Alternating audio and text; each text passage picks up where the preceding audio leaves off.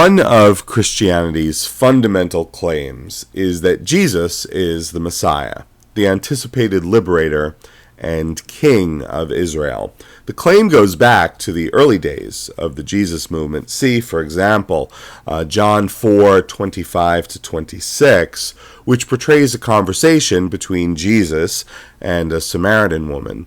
The woman says, "I know that Messiah is coming," and Jesus responds, "I who speak to you am he." Now, Christian apologists attempt to demonstrate that Jesus is the Messiah by claiming that he fulfilled messianic prophecies that appear in the Hebrew Scriptures.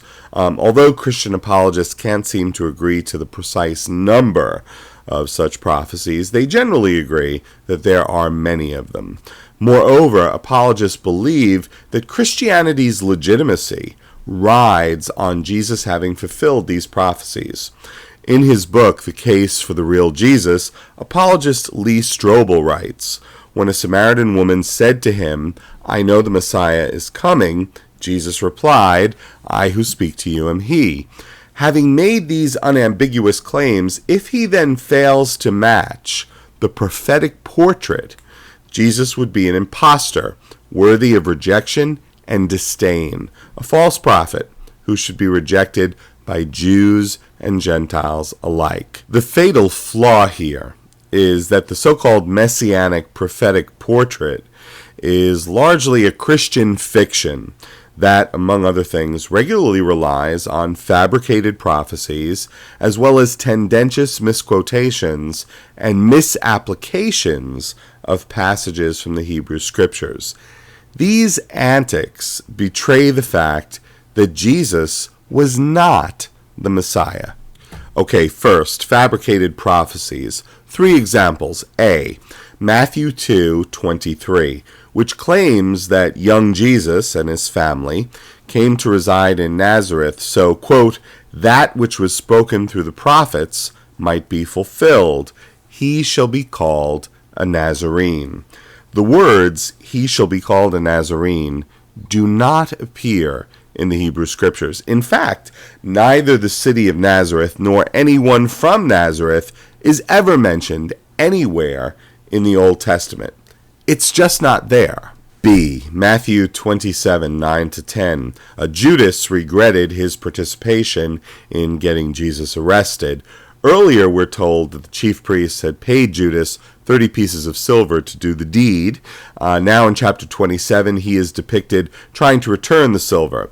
He eventually throws it into the temple and goes off to kill himself. The chief priests decide to use the silver to purchase a potter's field, a cemetery for unknown and indigent people.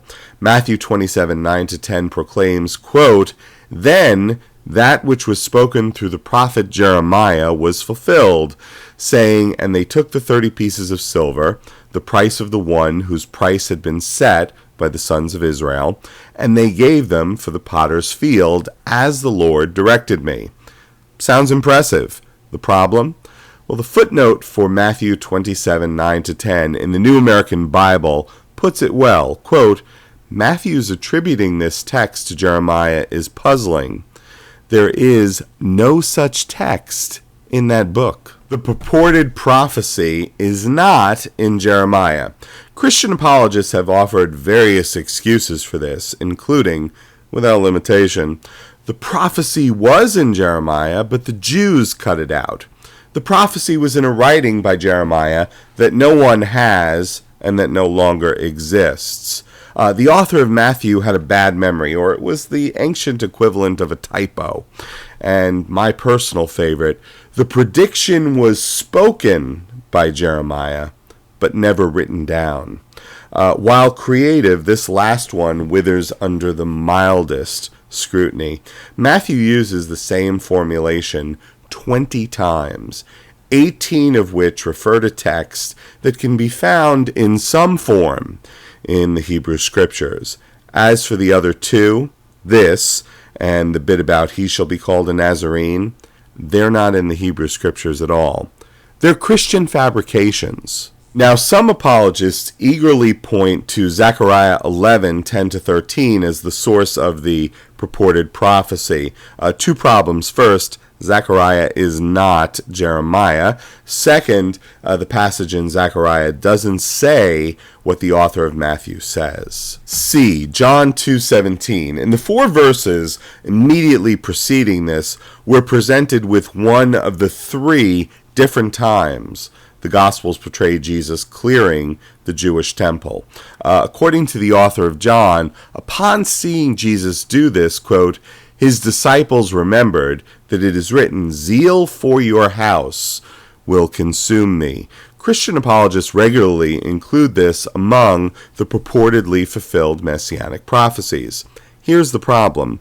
While the text appears in Psalm 69:9, zeal for your house consumes me, it's not a messianic prophecy. Moreover, even if it were a messianic prophecy, it presents a major problem for traditional Christology, which holds that Jesus was sinless. The person praying in Psalm 69 is a sinner.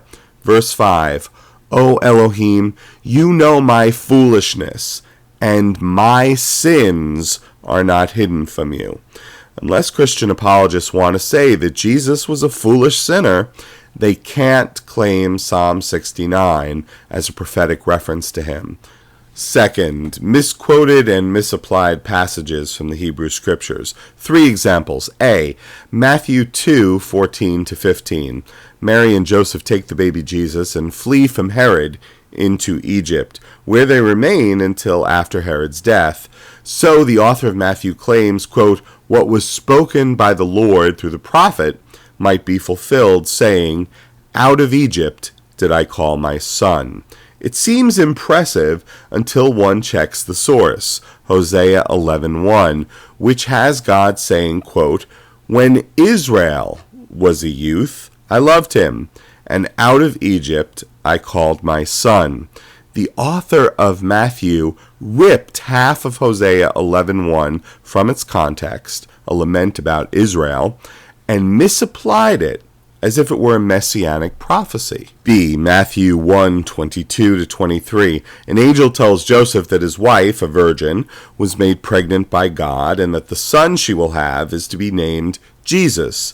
The author of Matthew says, quote, now all this took place that what was spoken by the Lord through the prophet might be fulfilled, saying, behold, the virgin shall be with child, and shall bear a son, and they shall call his name Emmanuel, which translated means God with us. The prophet invoked here is Isaiah, specifically Isaiah 7:14, which says, quote, therefore the Lord himself will give you a sign. Behold, the young woman will be with child and bear a son, and she will call his name Emmanuel. Let's put the passages side by side. Notice the difference with respect to the child's name. Isaiah clearly says the child's mother will name him, and Emmanuel will be his name. By contrast, Matthew has an unidentified they, calling the child Emmanuel. Of course, the author of Matthew had to modify the passage because, as we saw, he had an angel directing Joseph to name Mary's child Jesus, a direction Joseph obeyed. So Matthew changes it from Isaiah's third person feminine singular, she will call, to the third person plural, they shall call. Now, some Christians might say that Matthew must have been looking at the Septuagint, and he got the they from there. But the Septuagint's version of Isaiah 7:14 is the same as the original Hebrew. She will call his name Emmanuel. The author of Matthew changed the Isaiah passage. We've seen the author of Matthew fabricate a prophecy about the Messiah being from Nazareth, misquote a passage from Hosea to make it seem to be about Jesus, and attribute a prophecy to Jeremiah that isn't in Jeremiah. Now we see him changing the wording of Isaiah 7:14. Is this truly the prophetic portrait that is supposed to be so impressive? I'll pick this up in part 2.